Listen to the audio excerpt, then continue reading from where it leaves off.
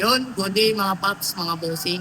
So, yung topic po natin today, ang i-tutorial ko sa inyo pag nag-DIY po kayo. Paano po magpalit ng shock boot, saka stabilizer link, at saka stabilizer clamp bushing para po sa mga naka-Toyota Vios na 2NC FE engine. So, kumbaga single PBTI. So, yan yung ano niya, yung Vios na to. So, stay tuned lang mga paps.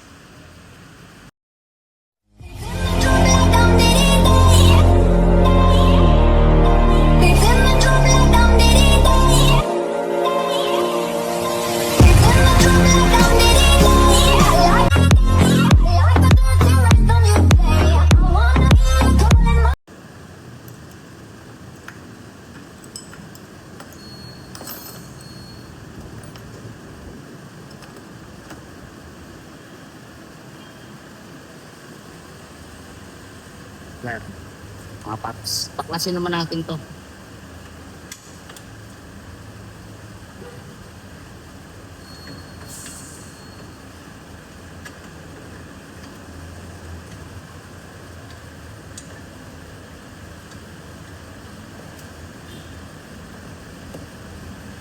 Yan mga paps, baklas na natin. So, yun. Mga paps, idagdag ko lang kasi nabaklas na namin yung shop. So, palitin na rin yung shock mounting niya. So, ginawa to sa ibang shop kaso hindi po nila naayos gawin kasi may mga kulang dun sa mga kinabit nila. In the same time, pinilit pa rin nila na hindi palitan ng bago. So, ito nung update natin. Okay. Yun mga paps, baklasin naman natin itong shock coil spring kasi papalitan natin ng shock mounting tsaka nung ano niya, shock put. Tapos lalagyan natin ng ano dito, goma, put.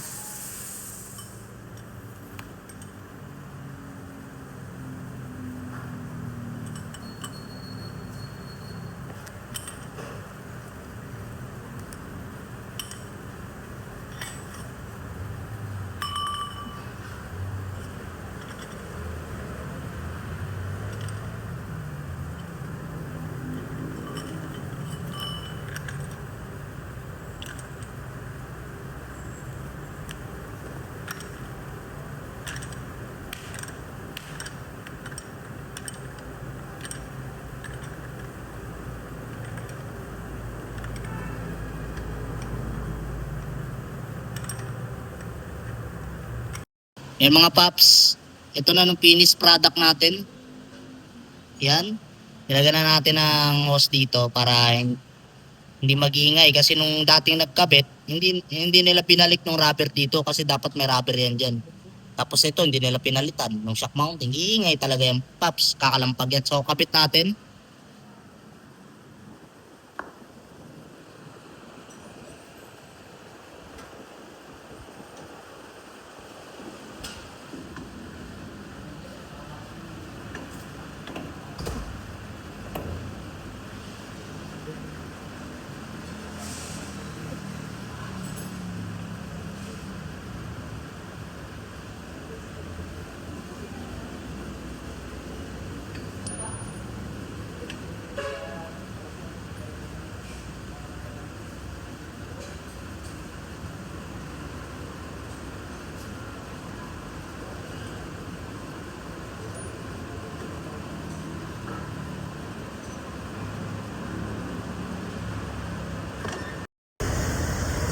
So yun mga paps, nabaklas na natin yung stabilizer link.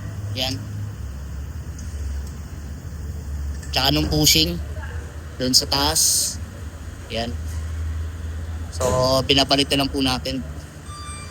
So yan ang mga kailangan tanggalin. Ito.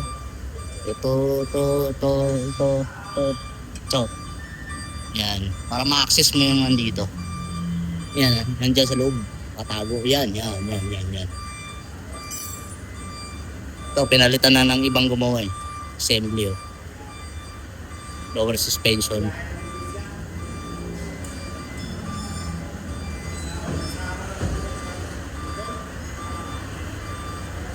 Paps, pinabalitan natin ng stabilizer link. So kailangan sabay yan, Paps, na ikabit mo para di ka mahirapan. So nung gumagawa si Master John Ray tsaka si Chief Mechanic, yun. Ayun, ginagawa naman sa kabila. Chainsaw. So, kung gumagawa si Boss Jojo, no? Anong pogi.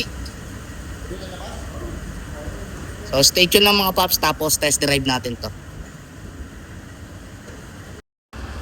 Yun mga paps. So, natapos na natin gawin palitan ng stabilizer link, clamp fusing niya sa stabilizer clamp fusing, tapos yung shock mounting, shock boot, tapos nilagyan natin ng hose nung sa ano ng coil spring kasi yung stock niya nawala na ng dating gumawa.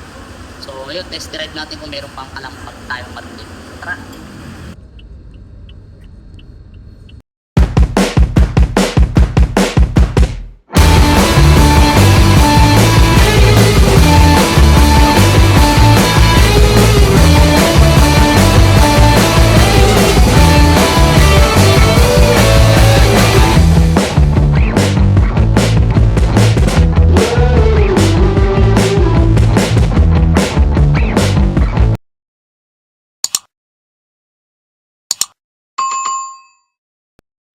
So yun mga paps, na test drive na natin, wala na pong kalampag na ireklamo ng customer na akala niya may mga kakalas na doon sa pangilalim niya. So ang problema lang pala is nung stabilizer link, although bago kasi siya, napudpud agad nung bushing niya.